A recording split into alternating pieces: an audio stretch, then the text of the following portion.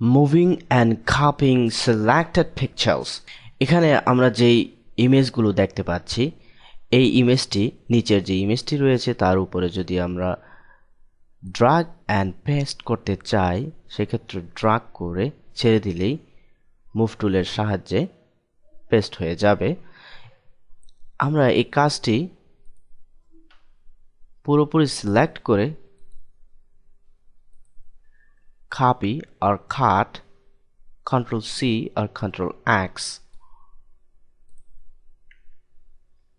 Ctrl plus V অথবা paste।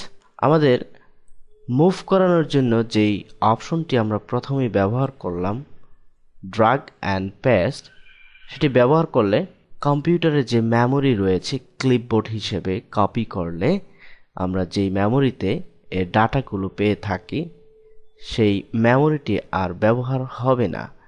কম্পিউটারের memory ব্যবহার না করেই ড্র্যাগ অ্যান্ড ড্রপ এই সিস্টেম ব্যবহার করে পেস্ট করতে পারি। এখানে যে দুটি ইমেজ রয়েছে সেই দুটি ইমেজকে যদি আমরা কপি করতে চাই একত্রে, অর্থাৎ কপি মার্জ, সেক্ষেত্রে নিম্নবর্তী যে সমস্ত লেয়ারগুলো থাকবে সবগুলো লেয়ার একই সাথে ওই সিলেকশনের মধ্যে কপি হবে। কপি মার্জ এবং পেস্ট।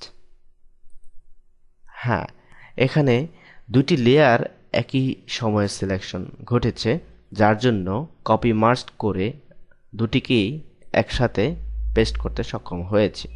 যদি আমরা শুধুমাত্র কপি করি, Ctrl C, কপি এবং পেস্ট, হ্যাঁ, আমাদের শুধুমাত্র ওই লেয়ারটি কপি হয়েছে যেটি ভিজিবল অবস্থায় সবার উপরে রয়েছে এবং সিলেকশনটি তার উপরে। Ctrl plus C, Ctrl plus Shift plus C অর্থাৎ কপি মার্জ, পেস্ট ইনটু, একটি মাস্ক তৈরি হয়েছে যার মধ্যে এটি পেস্ট হয়েছে এবং একে আমরা মুভ করালে তার পেস্ট অবস্থাটা দেখতে পাই। আমরা অন্য কোনো ইমেজ থেকে যখন আরেকটি ইমেজে কপি করব তখন ওই ইমেজটির যে রেজুলেশন, পিক্সেল ডাইমেনশন রয়েছে সেগুলো এক হওয়া প্রয়োজন হতে পারে, কারণ কপি এবং পেস্ট করাতে এদের রেজুলেশন অথবা সাইজের তারতম্য হলে সেক্ষেত্রে কপি পেস্ট করে এর যেই সাইজ আমরা পাবো হয়তোবা বড় হতে পারে, হয়তোবা ছোট হতে পারে। এর সেম রেজুলেশন এবং সেম ডাইমেনশন রাখার জন্য আমরা রাইট বাটন প্রেস করে ইমেজ সাইজ এবং এখান থেকে এর সঠিক পিক্সেল ডাইমেনশন এবং ডকুমেন্ট সাইজ ভিন্ন হতে পারে, তবে আমাদের পিক্সেল ডাইমেনশন এবং রেজুলেশন সেম হওয়া প্রয়োজন রয়েছে। বিভিন্ন সময় দেখা যাবে পেস্ট করতে গেলে এর কালার প্রোফাইল ম্যাচিং এর জন্য একটি ডায়লগ বক্স আসতে পারে।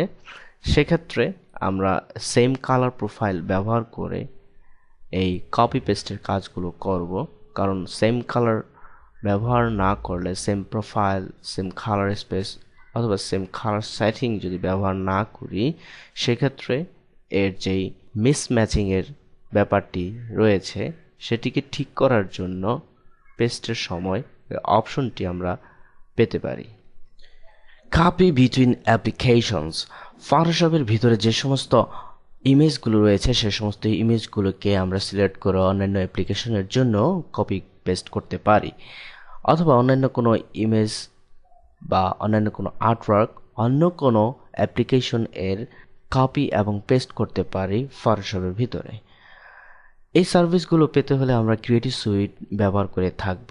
এখানে এই ধরনের সার্ভিস পাওয়ার জন্য ক্লিপবোর্ডে আমাদের ওই ডাটাগুলো কপি অবস্থায় মেমোরিতে চলে আসে এবং সেখান থেকে আবার পেস্ট করে ক্রিয়েটিভ সুইট এর বিভিন্ন অ্যাপ্লিকেশনের ভিতরে পেস্ট হয়ে থাকে। ফটোশপের বিভিন্ন ধরনের ইমেজগুলোকে আমরা ড্র্যাগ অ্যান্ড ড্রপ এর মাধ্যমে ইলাস্ট্রেটর এর ভিতরে ব্যবহার করতে পারি এবং ইলাস্ট্রেটর এর বিভিন্ন ধরনের অবজেক্টগুলোকে ড্র্যাগ অ্যান্ড ড্রপ করে পেস্ট করতে পারি ফটোশপের ভিতরে। ইলাস্ট্রেটর বিভিন্ন ধরনের আর্টওয়ার্কগুলোকে যখন ফটোশপে এনে পেস্ট করব তা রাস্ট্রাইট হয়ে থাকে ক্লিপবোর্ডে থাকা অবস্থায়। বিভিন্নভাবে এই সমস্ত ইমেজগুলোকে আমরা ব্যবহার করতে পারি। এগুলো কিভাবে ব্যবহার করা যেতে পারে তা বোঝার জন্য ওপেনিং ইম্পোর্টেড ইমেজেস এবং প্লেস কমান্ড থেকে আমাদের যে ভিডিও টিউটোরিয়ালটি রয়েছে সেটি দেখে নেবেন। ফটোশপটি আমরা যখন ক্লোজ করে ফেলব অর্থাৎ এক্সিট করে ফেলব তখন আমরা যে সমস্ত কাজগুলো করলাম কপি অথবা পেস্টের, ক্লিপবোর্ডের ভিতরে যে সমস্ত ডাটাগুলো রয়েছে সেই সমস্ত ডাটাগুলো যদি সেভ এর সাথে এক্সপোর্ট করে দিতে চাই সেক্ষেত্রে এডিট থেকে জেনারেল এবং এখান থেকে এক্সপোর্ট ক্লিপবোর্ড এটি টিকমার্ক করা থাকলেই কেবলমাত্র তখনই ক্লোজের সাথে সাথেই সে সেভকৃত ইমেজের ভিতরে ক্লিপবোর্ডের ডাটাগুলো যুক্ত করে দেবে। ওকে।